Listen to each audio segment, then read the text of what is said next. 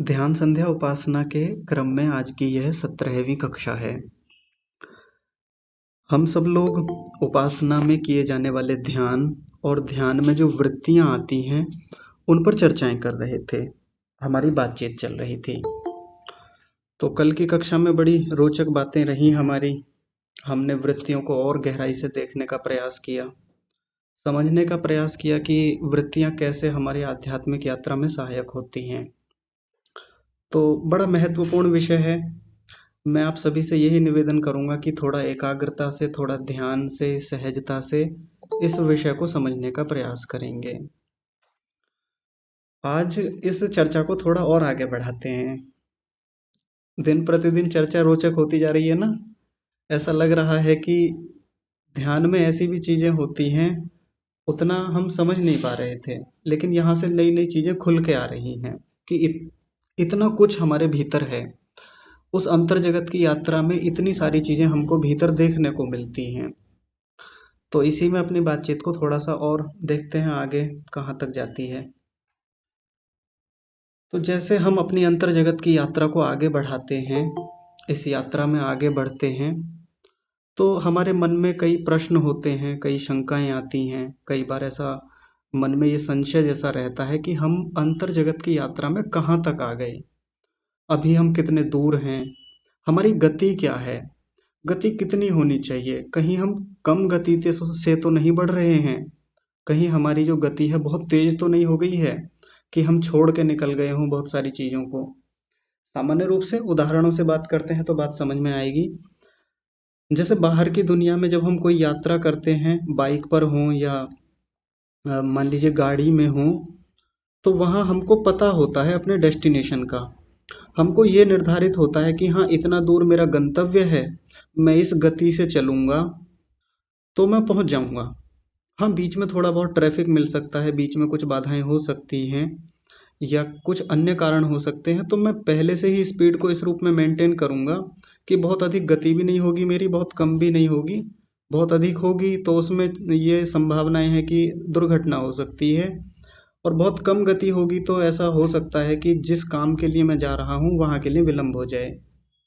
ये बाहर की यात्राओं में ऐसा होता भी है। आपको कल की ही बात बताते हैं थोड़ा सा। कल का ताज़ा ताज़ा उदाहरण है। जैसे मैं जब प्रातःकाल खेत में जाता हूँ तो बहुत काम रहता है, खेत में मेहनत का भी है। वहाँ से पूरी तरह से थक हार करके लौटते हैं। तो कल लगभग 1:30 बजे के आसपास जब सारा काम से निवृत्त होकर के कि अब कक्षा की तैयारियां की जाएं, लिंक भेजने को ही था, तभी हमारे भैया हैं उनका कॉल आया। वो कहने लगे कि उनकी जो बिटिया हैं वो स्कूल में, उनकी तबीयत खराब हो गई बिटिया की। कहने लगे उनको लेके आना है। मैंने कहा भैया मेरे पास बस 25 मिनट बचे हुए हैं और उनका स्कूल 7.5 किलोमीटर दूर है लगभग। अब इतने समय में जाना भी है, आना भी है, भोजन भी नहीं किया, शरीर भी थका हुआ है, टूटा हुआ है, कक्षा भी लेनी है, बहुत सारे दबाव हैं। लेकिन इतने समय में वस्त्र बदले, बाइक निकाली, पहुंच गए। रास्ते में 2 गांव पड़ते हैं, बाधाएं भी हैं रास्ते में, और भी कई चीज़ें हैं। रास्ता संकरा भी है, यानी राजबाहा है, साथ में उसके बराबर में छोटी सी सड़क है। तो गति ठीक ठाक रखनी पड़ेगी, तभी समय पर पहुंच पाएंगे। यदि कम गति से जाएंगे तो कक्षा छूट जाएगी, ये भी एक बात है। तो लगभग 70 से 80 किलोमीटर प्रति घंटे की रफ्तार से बाइक चलानी पड़ेगी सही सड़क पर जाकर के, तब पहुंच पाएंगे। और ऐसा ही किया, 10 मिनट में पहुंच गया, 15 मिनट में आया, क्योंकि उधर से आने की गति थोड़ा धीमी थी। यहाँ आया तो लगभग 2 बज चुके थे, और पिछले 1 साल में जब से हम कक्षा ले रहे हैं, दूसरी बार ऐसा हुआ है कि कक्षा 2 बजे शुरू हुई है। नहीं तो 1:55 तो 1:55 होता है। 1:55 पे मैं लिख कर भेज देता हूँ, कृपया सभी कक्षा में जुड़ जाइए। इतने पर भी क्या होता है कि जैसे ही 2 बजे और आते ही मैंने वो लिंक भेजा, तो कई लोगों के कॉल मैसेज धड़ाधड़ आने शुरू हो जाते हैं ना। वो अब मैं किस किस को उत्तर दूं, किसका कॉल अटेंड करूं, इसी फ़ोन से जुड़ना है, 2-3 फ़ोन अलग भी जोड़ने पड़ते हैं, रिकॉर्डिंग अलग होती है, स्क्रीन शेयर कहीं होती है। तो इतनी सारी प्रक्रियाओं में और ये स्क्रीन साझा करना, ये पीपीटी इस पे लेके आना, प्रेजेंटेशन करना, इन सब में बहुत हड़बड़ाहट, जल्दबाजी होती ही है, सामान्य बात है, सब रहता है। जीने पर चढ़ के आए हैं, साँस भी फूल रहा है और ये लगभग सप्ताह में 1, 2, 3 दिन ऐसा होता है मेरे साथ। बाकी लगभग हर दिन भी यही हालात मोटे-मोटे रहते हैं। भूख भी लगी हुई है, कहीं और तनाव की बातें हैं, चिंता की बातें हैं, परेशानियाँ हैं, असहजताएँ हैं, खूब सारी चीज़ें जीवन में ये चलती रहती हैं। उसके बाद भी जैसे ही कक्षा में बैठेंगे, तो आप सभी को सादर प्रणाम, सभी का कक्षा में हार्दिक स्वागत है, सादर अभिनंदन है। इसी शैली से बोलना होता है, ना वहाँ हड़बड़ाहट होगी, ना वहाँ जल्दबाजी होगी, ना बेचैनी होगी, ना वाणी में गंभीरता, ना ऐसा कि गुस्से में हैं, ना बहुत प्रसन्नता, बहुत उछाल या बहुत ऐसा कि उत्साह है। उन सब पर एक नियंत्रण करके सहजता से बैठना होता है। ये तभी हो पाता है जब हम अपने व्यावहारिक जीवन में अपनी जो अध्यात्म की यात्रा है उसको ठीक गति से लेकर चल रहे हैं। मन की बेचैनी, मन की हड़बड़ाहट, मन की चिंताएं, मन का तनाव जितना ज़्यादा होगा, ये बाहर की दुनिया के मैनेजमेंट में उतनी ही समस्याएं आएंगी। भीतर का मैनेजमेंट जितना खराब, बाहर का भी मैनेजमेंट उतना ही खराब होने वाला है। भीतर, मन के भीतर जितनी सहजता, जितनी एकाग्रता होगी, तो बाहर की चीज़ें संभालना बहुत बड़ी बात नहीं होती, फिर बहुत आसान हो जाता है। बाइक 80 किलोमीटर प्रति घंटे की रफ्तार से चल रही है, गांव के सामान्य रास्ते हैं। आप सोचिए, एकाग्रता भी रखनी है, सहजता भी रखनी है, एक दबाव रहता भी है, दुर्घटना होने के भी चांस हैं, अचानक से पता नहीं कोई पशु आ जाए, ये सब चिंताएं होती हैं। लेकिन उतने में भी मन की स्थिति को सहज रखना, अपनी एकाग्रता को बनाए रखना, बांधे रखना, किस गति से मुझको जाना है ये विवेक रखना, ये तो देखना ही होगा, वरना दुर्घटना हो सकती है, विलंब हो सकता है काम के लिए। और ये हम सबके जीवन में होता है, ऐसा नहीं कि मैं जो बातें कह रहा हूँ ये मेरे साथ कुछ विशेष है या कोई देवत्व है मेरे भीतर या मैं कोई देव पुरुष हूँ, अवतार हूँ, ऐसा कुछ नहीं है, सामान्य ही है ये सब। बहुत सारे लोग ऐसा करते हैं। तो मुख्य बात यही है कि जब बाहर की दुनिया की यात्राओं में जब हम जाते हैं, हड़बड़ाहट है, बेचैनी है, चिंताएं हैं, तनाव है, बहुत सारी चीजें हैं, उसके बाद भी हम कितना सहजता से उस जीवन को चला रहे हैं, तो फिर वो तय करेगा कि हमारी आध्यात्मिक यात्रा कैसे आगे चलेगी, कैसे आगे बढ़ेगी। कई बार बहुत बेचैनी होती है उपासना में, बहुत ऐसी स्थितियां होती हैं कि हमको आज ही मुक्ति चाहिए, आज ही ये होना चाहिए कि आज ही समाधि लग जाए हमारी। और कितने लोग ऐसे होते हैं जिनको इन सब बातों से कोई ज़्यादा मतलब नहीं है, ना मुक्ति से, ना परमात्मा से, ना उनको इस चीज़ से मतलब है कि मेरी यात्रा कहाँ तक पहुँची, ना उनको ये पता कि कितनी गति है उपासना में, कितनी यात्रा तय कर ली है। इन सब बातों से ज़्यादा कोई लेना देना रहता नहीं। बस हाँ, सामान्य हमारी एक, हम परमात्मा का चिंतन कर लेते हैं, जप कर लेते हैं, ना हमें वृत्तियों से कोई मतलब, ना संस्कारों से कोई विशेष मतलब है। हाँ, जीवन में थोड़ा शांति रहे, एकाग्रता रहे, सुकून रहे, इतने तक मामला उनका चलता है। लेकिन ऐसे तो अध्यात्म नहीं बढ़ेगा, इतने मात्र को अध्यात्म नहीं कहते। हमें ये सब चीज़ें तय करनी पड़ेंगी, ये देखनी पड़ेंगी कि मेरी गति कितनी है। जैसे बाइक पर बैठा हुआ, गाड़ी में बैठा हुआ व्यक्ति पहले से तय करके बैठता है कि आज इतनी गति से चलूंगा तो वहां पहुंच जाऊंगा, या आज मैं इस तरीके से लेके चलूंगा तो रास्ते में जो बाधाएं आएंगी, भले ही वो मुझे बाधा करें, ट्रैफिक मिले, लेकिन उनको भी मैं मेंटेन करते हुए इतने समय में तो पहुंच ही जाऊंगा। ऐसा हम सब लोग करते हैं बाहर की दुनिया में। फिर क्या हम लोग ये तय कर पाए कि हमारी जो भीतर की यात्रा है, जो हम अध्यात्म की यात्रा में बढ़ रहे हैं, जो हमारा ध्यान की प्रक्रिया चल रही है, उसमें गति कितनी है हमारी, कहीं बहुत हड़बड़ाहट तो नहीं है? क्योंकि हड़बड़ाहट है, बेचैनी है, बड़ी तीव्रता है, लक्ष्य की ओर जाने के लिए उत्कंठित हैं भयंकर रूप से, तो फिर संभावनाएं हैं दुर्घटनाएं होंगी, या जो चीज़ें देखनी चाहिए थी हम वो देख नहीं पाएंगे। जैसे बाहर भी होता है कि कई बार जब गाड़ी में जा रहे हैं तो रास्ते में गड्ढे हैं, ब्रेकर है, या वाहन आ जा रहे हैं, तो गड्ढा आया, ब्रेकर आया, तो कई बार पता नहीं चलता जब गति तेज होती है। मान लीजिए 120 किलोमीटर प्रति घंटे की रफ्तार से गाड़ी जा रही है, गड्ढा कैसे दिखेगा? झटका लगेगा, झटका लगने से हो सकता है शरीर में कुछ परेशानी आ जाए, या अचानक से ब्रेक लें तो गाड़ी में कोई समस्या हो सकती है। कहीं और बाधा हो सकती है, अचानक से ब्रेक लेंगे पीछे वाली गाड़ी आकर के दुर्घटना कर सकती है। तो वैसे ही यहाँ भी हमको ये देखना पड़ेगा कि हमारी गति कितनी है उपासना में। वृत्तियों को देखने की प्रक्रिया में भी, संस्कारों को पकड़ने की, अनुभूत करने की प्रक्रिया में भी अपनी गति, अपनी जागरूकता, अपनी एकाग्रता हमको सुनिश्चित करनी पड़ेगी। तभी बाहर का जीवन जो है वो हमारा सहज हो पाएगा। बाहर का जो जीवन है, बाहर की जो व्यवहारिक यात्राएं हैं, वो हमारी आंतरिक यात्रा में सहायक होती हैं, और अंदर की जो यात्रा है वो बाहर की यात्रा में सहायक है। ये दोनों का एक कोरिलेशन है, आपस में सह संबंध है, दोनों एक दूसरे पर निर्भर करती हैं। हमारी ज़्यादातर चीज़ें इस रूप में जुड़ी हुई होती हैं कि अरे जीवन बाहर से ठीक होना चाहिए, कर्म अच्छे होने चाहिए, बाहर से एकाग्रता से बैठो, ये करो वो करो, और भीतर की जो यात्रा है, भीतर की जो स्थितियां हैं, उस पर हम उतना गौर नहीं देते। देते हैं तो सामान्य रूप से हमारा गौर जाता है, ध्यान जाता है कि हाँ आज मन थोड़ा सा खराब है, अरे आज मन ठीक है, काफी अच्छा है, ये मेरे भीतर ये इच्छाएं हैं, लक्ष्य के प्रति ये दृढ़ता है, थोड़ी बहुत भीतर हम झांक के देख लेते हैं।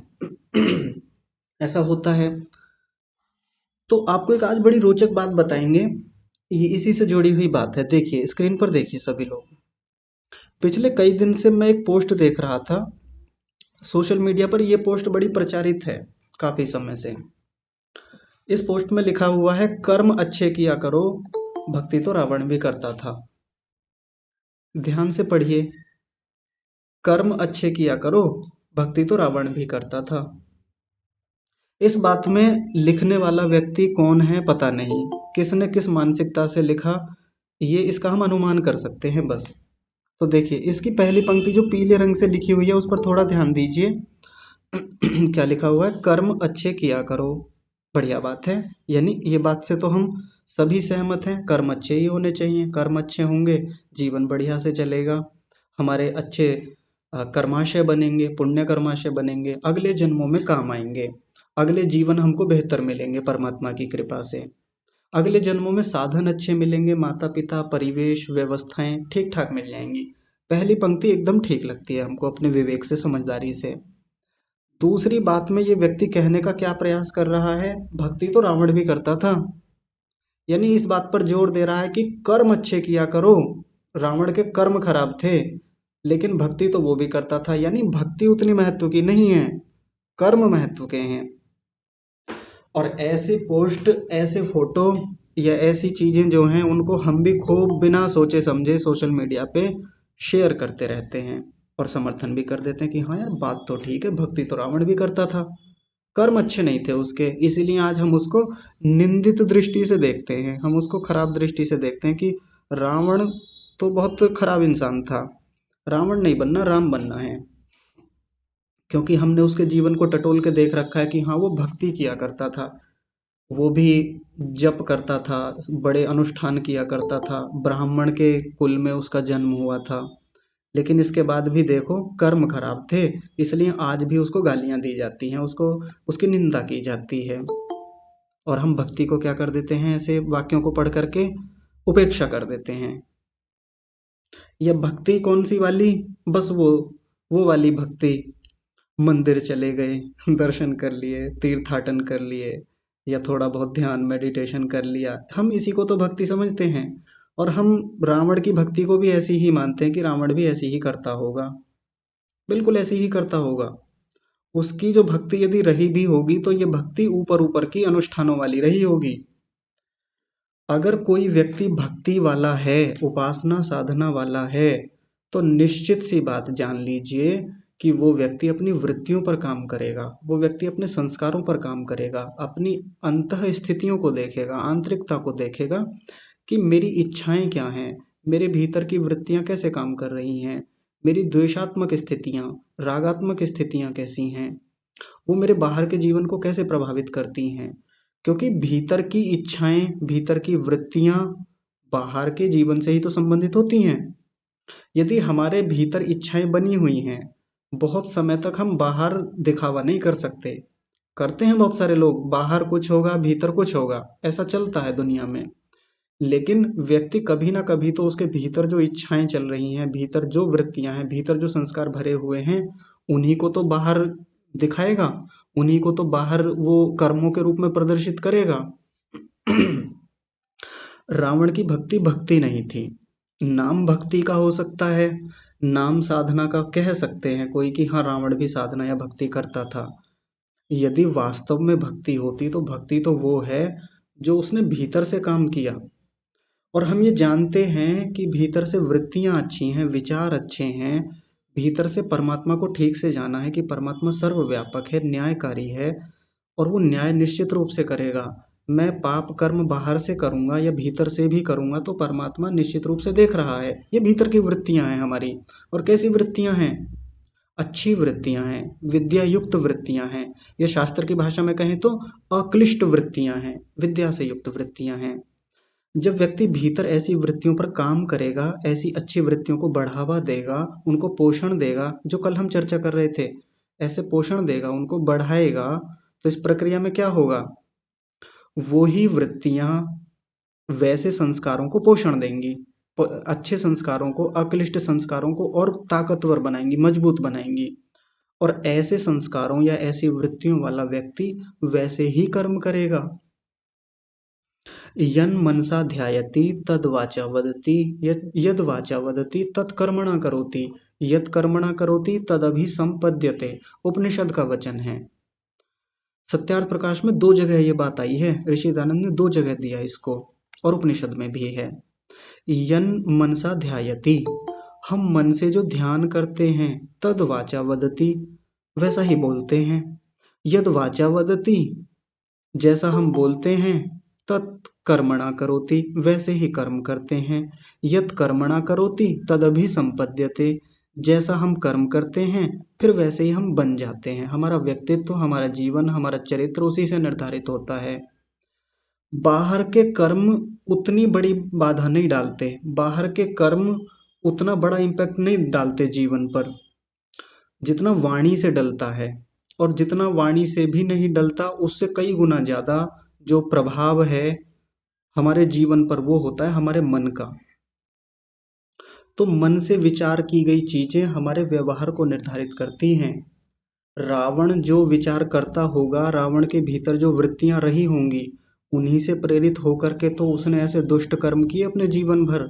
इतने महान महान दुराचार उसने किए, जिसके कारण अंततः उसका सर्वनाश श्री राम जैसे महापुरुष के हाथों हुआ। तो भक्ति को हल्के फुल्के में नहीं लेना, भक्ति को उस रूप में नहीं लेना जैसे बाहर की दुनिया में अनुष्ठानों में चलता है।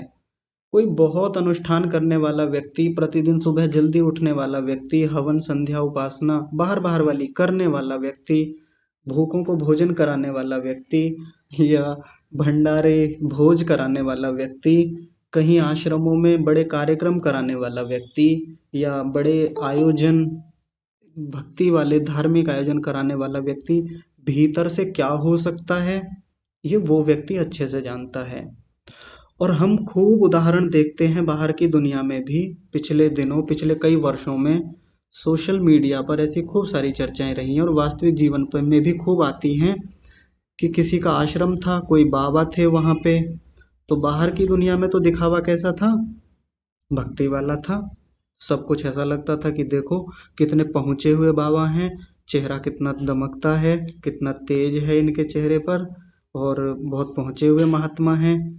लेकिन अंतर जगत की दुनिया में मामला बहुत खोखला है, भीतर बहुत मैल है, बहुत गंदगी भरी हुई है, जिसके कारण से अंततः कहीं ना कहीं जाके चूक होती है। वो सब चीजें कर्मों में दिख जाती हैं। वैसे जब कर्म होते हैं, पकड़ में आते हैं, और पकड़ में आने के बाद क्या परिणाम होते हैं, ये हमने देखा भी है पिछले दिनों में। आधारभूत बात क्या है? मूलभूत बात क्या है? मूलभूत बात है भक्ति की। तो भक्ति तो रावण भी करता था, रावण के साथ भक्ति को जोड़ करके भक्ति को हल्का कर दिया, यहाँ पे कमजोर दिखा दिया। ऐसा ही तो आता है ना इससे, इस पंक्ति को पढ़ के यही तात्पर्य निकलता है। लिखने वाले ने बिना विचार के लिखा है, जिसने जाना ही नहीं कि भक्ति है क्या। हाँ, कर्म अच्छे होने चाहिए, व्यक्ति बाहर से भी प्रयास करता है अच्छे कर्म करने के लिए, वो प्रयास करता है कि पहले मैं गलत कामों को छोड़ूं, फिर वो प्रयास करता है कि मैं अच्छे कामों की ओर बढ़ूं। जब अच्छे काम करते करते भी उसकी प्रवृत्ति अच्छी होती है तो फिर वो उन कामों को भी छोड़ करके निष्कामता की ओर बढ़ता है, निष्काम कर्म करता है। देखिए थोड़ा सा यहाँ देखिए, थोड़ा सा इसका क्लासिफिकेशन भी समझ लेते हैं कर्मों को लेकर के। कर्म दो प्रकार के होते हैं, आप लोग जानते होंगे। एक होते हैं सकाम कर्म, अभी वृत्तियों के बारे में भी बात आएगी, और दूसरे होते हैं निष्काम कर्म, हम लोग जानते हैं। सकाम कर्म के दो भेद होते हैं, दो भाग होते हैं, कौन कौन से? एक तो शुभ सकाम कर्म और दूसरे होते हैं अशुभ सकाम कर्म। और निष्काम कर्म तो एक ही प्रकार के होते हैं, उनका कोई ऐसा वर्गीकरण अलग से नहीं है। तो सकाम कर्म जो दो प्रकार के हैं, शुभ सकाम कर्म और अशुभ सकाम कर्म, इसका मतलब क्या है? मतलब ये है कि कामना से युक्त होकर के भीतर कुछ इच्छा है किसी व्यक्ति के भीतर, और उससे युक्त होकर के व्यक्ति गलत काम कर रहा है, उसको तो अशुभ सकाम कर्म कहेंगे। और कोई व्यक्ति अच्छी इच्छा के साथ, सही भावना के साथ, सही उद्देश्य के साथ जब अच्छे काम करता है तो उसको हम शुभ सकाम कर्म बोलते हैं। और ऐसा खूब होता है बाहर की दुनिया में।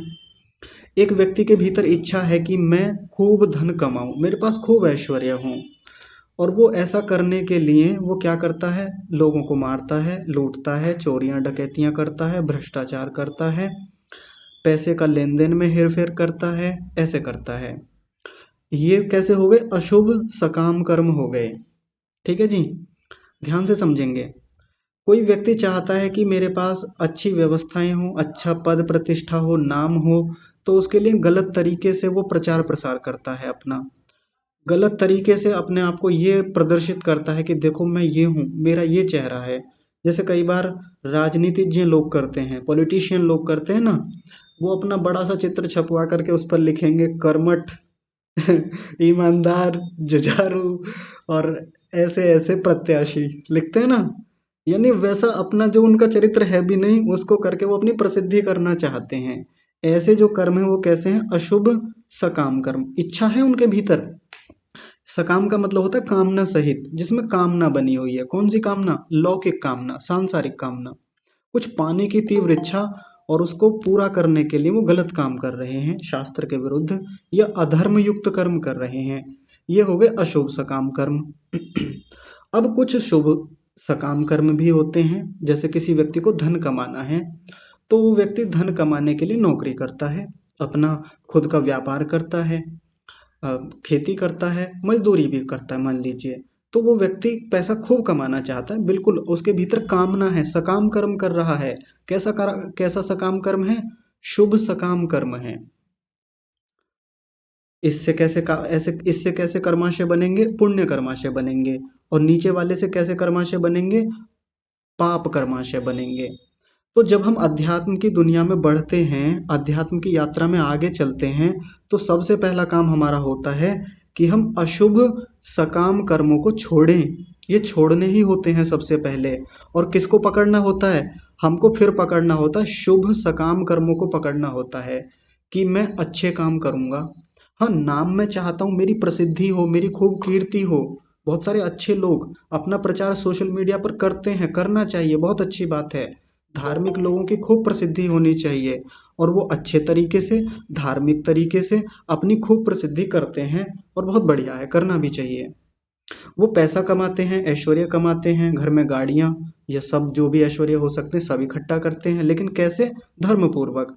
और जब ये कर रहे होते हैं, जिस कामना से कर रहे होते हैं, वो कामना कैसी है? शुभ कामना है, सकाम है, वो कामना सहित है। ये हमको करना ही होता है, पकड़ना होता है। लेकिन याद रखें, अध्यात्म की दुनिया में बढ़ते बढ़ते आगे चलते चलते ये शुभ सकाम कर्म भी एक समय के बाद हमको छोड़ने होते हैं, हमेशा नहीं पकड़े रखेंगे। पहले स्तर पे तो व्यक्ति अशुभ सकाम कर्मों को छोड़ता है और शुभ सकाम कर्मों की ओर जाता है, उन पर काम करता है। बाहर क्या करेगा?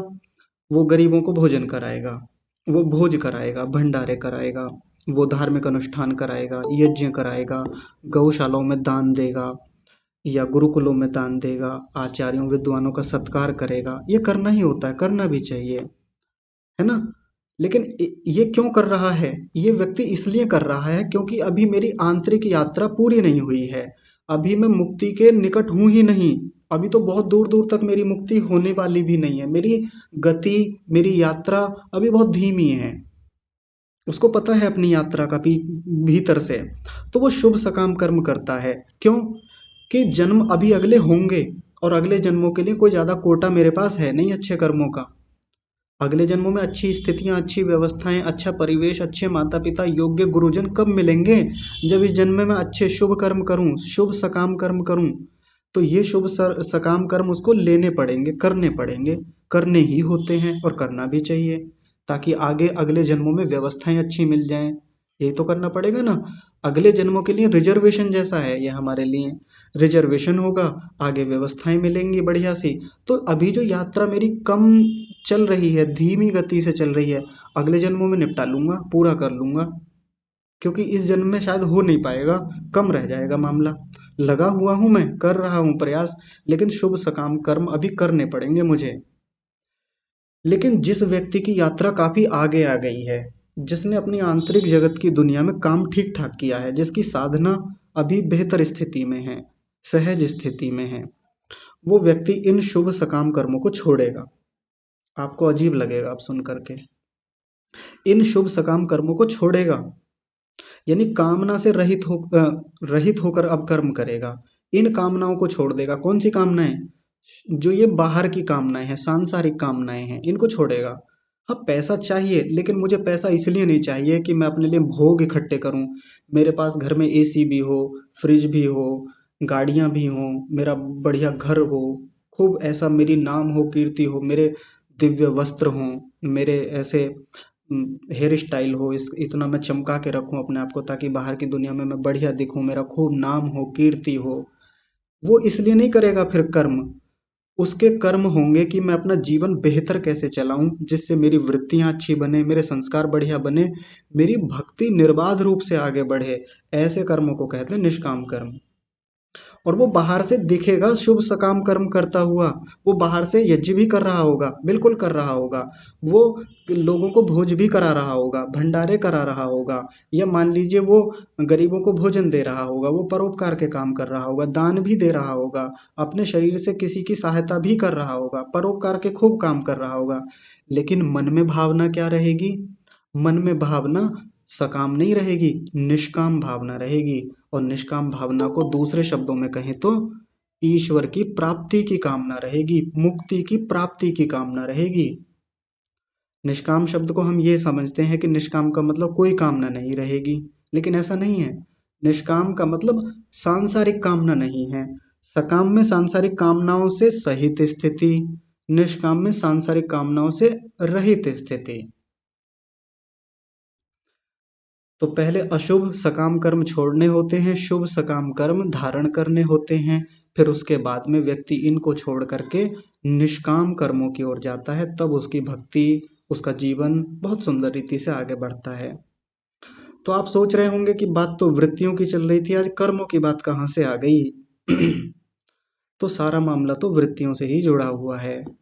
वृत्तियों को भी ऐसे ही ले लें जैसे यहाँ लिखा हुआ है। जैसे कर्मों के साथ जुड़ा हुआ है ना ये मामला, अशुभ सकाम कर्म, शुभ सकाम कर्म और निष्काम कर्म, वैसे ही वृत्तियों को भी आइए देख लेते हैं। और ये कैसे देखेंगे? ध्यान में बैठ करके, जो हम प्रतिदिन उपासना करते हैं ना, वहीं बैठ के देखा जाएगा इन सबको भी। अब अपने भीतर ये देखना है बैठ करके कि मेरे भीतर अशुभ सकाम वृत्तियां कितनी हैं। यानी मैं गलत काम कितनी बार करता हूँ, मैं झूठ कब बोलता हूँ, या झूठ के बारे में विचार कब करता हूँ। क्योंकि मन में भी झूठ चलता है हमारे। अभी बाहर नहीं बोला, लेकिन भीतर भीतर चल रहा है झूठ। अगर पिताजी आ गए तो क्या, अगर पूछेंगे तो क्या बताऊंगा? मन में चल रहा है, अच्छा उन्हें ये बता दूंगा कि ऐसा हो गया था, वैसा हो गया था। बात को भीतर ही भीतर सोच रहा है अभी। अशुभ सकाम वृत्ति है। भीतर सोच भी रहा है ना, तो संस्कार पुष्ट हो रहे हैं। वाणी से नहीं बोला है अभी। अभी तो मन में ही वो कर्म चल रहा है। वृत्तियों के स्तर पर संस्कार गहरे हो रहे हैं। बाहर झूठ बोल दिया वो उतनी बड़ी बात नहीं है, एक बार को वो उतना प्रभाव नहीं डालेगी, लेकिन भीतर जो विचार किए जा रहा है कि झूठ बोल दूंगा आज, या वहां एक बार जाएं तो सही, तो जो भी पूछेंगे झूठ बोल दूंगा, ये कर दूंगा। अच्छा, अगर मैंने ये झूठ बोला और उन्होंने ये पूछ लिया, फिर क्या बताऊंगा? फिर एक नया झूठ तैयार करेगा, एक और नया असत्य वचन भीतर से तैयार रखेगा। ये व्यक्ति क्या करता है? अशुभ सकाम वृत्तियां भीतर बना के रखता है। रागात्मक स्थितियां, बहुत राग होता है, बहुत राग है भीतर जकड़ रखा है, और उस राग के कारण व्यक्ति हिंसाएं तक कर देता है। किसी से इतना प्रेम है, लगाव है, जुड़ाव है, उस लगाव राग के कारण व्यक्ति कितनी हानियां करता है अपनी भी और दूसरों की, आत्महत्या तक कर लेता है या दूसरों को मार देता है, ऐसे गलत काम करता है। अशुभ सकाम वृत्तियां हैं और भीतर हम खूब करते हैं ऐसा काम। इसके लिए कुछ भी कर जाऊंगा, मर जाऊंगा, मिट जाऊंगा, मार दूंगा, ये कर दूंगा, ऐसा खूब लोग करते देखे जाते हैं। कब? जब किसी के साथ राग में होते हैं। रागात्मक वृत्ति है, जैसी भीतर थी वैसा बाहर कर्म करवा देती है। रावण के भीतर यही सब चीजें थीं, अशुभ सकाम वृत्तियां थीं, भक्ति करता नहीं था, नाम भक्ति का हो सकता है। बात समझ में आ रही है? भीतर अशुभ सकाम वृत्तियां थीं जिसके कारण से कर्म भी वैसे ही कर रहा था। माता सीता का हरण किया, कितने लोगों को बंदी बनाया, कितने विद्वान पुरुषों को मारा, कितने ऋषियों को परेशान किया उस व्यक्ति ने, कितने गलत काम उसने अपने जीवन भर किए। अशुभ सकाम वृत्तियां भीतर उपस्थित थीं। अगर भीतर ना होती तो शायद बाहर से वैसे काम करता भी ना। तो ये छोड़ना होता है सबसे पहले। भीतर द्वेषात्मक स्थितियां हैं, द्वेष था उस व्यक्ति का। और द्वेष क्यों था? मेरा ऐश्वर्य बढ़े, मेरा नाम बढ़े, तीनों लोकों में मेरा नाम हो जाए, मुझको सब लोग जाने, मेरी अधीनता, मेरी पराधीनता स्वीकार करें। इसलिए वो अशुभ सकाम वृत्ति थी, ये पहले छोड़ी जाएगी। हम भी देखेंगे अपने भीतर, हमारे भीतर भी तो नहीं है ये। हो सकता है हमारे भीतर भी हो, पर हम तो सज्जन हैं, हम तो धार्मिक हैं, हम तो आध्यात्मिक हैं, हमारे भीतर भला कैसे हो सकती है? भीतर का मामला क्या है ऐसे नहीं कह सकते बाहर से। जन्मों जन्मों की वृत्तियां और वृत्तियां तो नहीं कह सकते, जन्म जन्मांतर के संस्कार भीतर भरे हुए हैं, उनमें कितने अशुभ भी भरे हुए हैं नहीं कहा जा सकता। ये तो ऐसे नहीं थे जी देखने में, ये तो बड़े सज्जन दिखते थे, धार्मिक थे, ऐसा गलत काम कैसे कर दिया? अशुभ सकाम संस्कार भीतर भरे हुए थे, वैसी वृत्ति को उठाया, वैसा कर्म कर बैठे। खूब होता है। अच्छे अच्छे सज्जन, अच्छे अच्छे धार्मिक व्यक्ति, कई बार बहुत उन्नति किए हुए व्यक्ति भी कब कर जाते हैं पता नहीं चलता। नियंत्रण नहीं था, वृत्तियों पे काम नहीं किया था, होता हो जाता है ऐसा, सामान्य बात है। तो अशुभ सकाम वृत्तियों को अलग पकड़ना पड़ेगा। फिर हम जाएंगे शुभ सकाम वृत्तियों की ओर। हम देखेंगे कि हमारे भीतर शुभ सकाम वृत्तियां कैसी हैं, हम हमारे भीतर अच्छी इच्छाएं कैसी हैं, हम हमारे भीतर लोकोपकार की भावनाएं कितनी हैं, हम दूसरों की भलाई के लिए कितना भीतर से सोचते रहते हैं। अब वो कामना कामना से युक्त होकर के हो सकती हैं, उनको शुभ सकाम वृत्तियां बोलेंगे। हमेशा ये चलता रहता है कि देश के लिए क्या ही ना कर दूं, मैं ये भी कर दूं, मैं घर छोड़ के चला जाऊंगा और मैं ये कर दूंगा, मैं ये भी करूंगा, ये संगठन बनाऊंगा, लोगों को जोड़ूंगा और देश के लिए जागृत करूंगा, जागरूक करूंगा लोगों को। या कोई और व्यक्ति है तो मैं प्रचार प्रसार करूंगा, लोगों का भला करूंगा, मैं धर्म का प्रचार करूंगा, वेदों का प्रचार, मैं आर्य समाज का प्रचार, मैं अपने संगठन का प्रचार करूंगा। ऐसे करके अच्छी भावना है, बहुत बढ़िया भावना है, उसको लेकर के व्यक्ति बाहर निकलता है और वैसा ही लक्ष्य बना रखा है, वैसे ही कर्म करता है। ये कैसा हो गया? शुभ सकाम कर्म। हम इसको अच्छा मानते हैं और बढ़िया है, एक स्तर पे ये करना ही होता है। क्यों? ताकि अशुभ सकाम कर्म ना हो हमारे। भाई कर्म, व्यक्ति जीवित रहेगा तो कर्म तो करेगा ही, कैसे करे फिर? शुभ सकाम कर्म करे, करते भी हैं व्यक्ति। अब वो किन वृत्तियों से युक्त होकर के कर पाएगा? जब भीतर वृत्तियां वैसी शुभ सकाम वाली होंगी, दूसरों के कल्याण वाली होंगी, तभी तो करेगा। पहले तो भीतर से ही सोचता है, भीतर से ही योजनाएं बनती हैं। बाहर की दुनिया में इम्प्लीमेंटेशन बाद में होता है, एप्लीकेशन बाद में होता है, पहले तो सारा का सारा इम्प्लीमेंटेशन भीतर ही हो जाता है। बड़े युद्ध बाहर की दुनिया में तो बाद में होते हैं, असली युद्ध तो भीतर हो जाते हैं पहले ही पहले। एक व्यक्ति के भीतर युद्ध की योजनाएं कब की बन चुकी होती हैं। एक्सटर्नल लेवल पे जाकर के बाहर धरातल पे युद्ध तो बाद में वो हथियारों हथियारों से लड़े जाते हैं, उसमें कुछ लोग मरते हैं, वो एक अलग बात है। युद्ध तो भीतर हो जाता है किसी एक प्रधानमंत्री के मन में, किसी राष्ट्रपति या किसी तानाशाह के मन में पहले ही हो गया होता है ये सब। तो यदि शुभ सकाम कर्म है, अच्छी भावनाएं हैं, अच्छी वृत्तियां हैं, तो उनको पुष्ट करना है, उनको पोषण देना है। उन्हीं से युक्त होकर के व्यक्ति समाज में निकलता है, धार्मिक काम करता है, दूसरों के उपकार करता है, विद्या का दान देता है, धन का दान देता है, गायों का दान देता है, या अनेक अनेक तरीके से लोग अपने तरीके से शुभ सकाम कर्म करते हैं। ये अगले जन्मों के लिए अच्छी भूमिका बनाते हैं। मामला जुड़ा हुआ तो वृत्तियों से ही है, ये हमको टटोलना पड़ेगा भीतर, ध्यान में बैठ करके इनका अवलोकन करना पड़ेगा। तो ऐसी वृत्तियों को पोषण देना पड़ेगा, है ना। इनसे आध्यात्मिक यात्रा कुछ आगे तक बढ़ेगी हमारी, इन शुभ सकाम वृत्तियों से, शुभ सकाम संस्कारों से। ध्यान दीजिए ये वाले जो हैं, लेकिन ये पूरी तरह सहायक नहीं होते हमारी आध्यात्मिक यात्रा में। ये शुभ सकाम वृत्तियां पूरी तरह सहायक नहीं होती। हाँ, ये थोड़ा सा मार्ग प्रशस्त कर देती हैं हमारा, उधर को बढ़ा मात्र देती हैं। तो हमारे भीतर कौन सी वृत्तियां ऐसी होंगी जो हमको अध्यात्म में सबसे ज्यादा सहायता देंगी। वो है निष्काम वृत्तियां, ईश्वर प्राप्ति की कामना वाली वृत्तियां, अध्यात्म की प्राप्ति वाली की कामना वाली वृत्तियां, मुक्ति की कामना वाली वृत्तियां, ये भीतर बनानी पड़ेंगी, इन्हें पोषण देना पड़ेगा, इन्हें पुष्ट करना पड़ेगा। तब जाके आध्यात्मिक यात्रा में गति हो पाएगी, और हमको तब समझ में आएगा कि मेरी गति कितनी है, मैं कितना, किस स्पीड से बढ़ रहा हूँ, कहीं अभी कमजोर तो नहीं पड़ा हुआ हूँ। अरे ये वृत्तियां तो है ही नहीं, निष्काम वृत्तियां, तो अभी मैं कहाँ ही बढ़ रहा हूँ, अब तक क्या ही कर रहा था मैं उपासना में, तभी तो पता चलेगा। गाड़ी लेके निकले थे, यही पता नहीं है किस गति से चल रही है, कहाँ पहुंची, मीटर गाड़ी का खराब हो रखा है, कुछ नहीं पता है, कहाँ पहुंचेंगे, किधर निकल जाएंगे, कितना समय और लगेगा, कुछ पता लगेगा। एयरपोर्ट जाना चाहते हैं या जहाँ भी बस स्टैंड पर, रेलवे स्टेशन पर पहुंचना चाहते हैं, पता ही नहीं चलेगा कब गाड़ी छूट जाएगी हमारी। तो एक ये अपनी गति का पता तो चले, और गतियों का पता तब चलेगा जब हम अपने भीतर ये देखेंगे कि मेरे भीतर निष्काम संस्कार हैं, निष्काम वृत्तियां हैं या नहीं हैं। नहीं है तो बनाने पड़ेंगे। गाड़ी में एक्सेलरेटर ठीक से काम नहीं कर रहा है तो ठीक कराना पड़ेगा वो। अगर एक्सेलरेटर ठीक से काम ही नहीं कर रहा है, या उसमें कोई समस्या है, तो गति हम बढ़ा पाएंगे गाड़ी की, नहीं बढ़ा पाएंगे। या इतना तेजी से बढ़ गया वो, ऑटोमेटिक ऐसा हो गया, कुछ उसमें गड़बड़ हो गई कि वो दबता ही चला गया अपने आप से, हम पैर से नहीं दबा रहे हैं लेकिन उसमें कुछ भीतर ऐसी दिक्कत आ गई कि गति बढ़ती चली जा रही है, ब्रेक भी मार रहे हैं लेकिन गाड़ी नहीं रुक रही है, बहुत प्रयास कर लिए, ब्रेक फेल हो गए।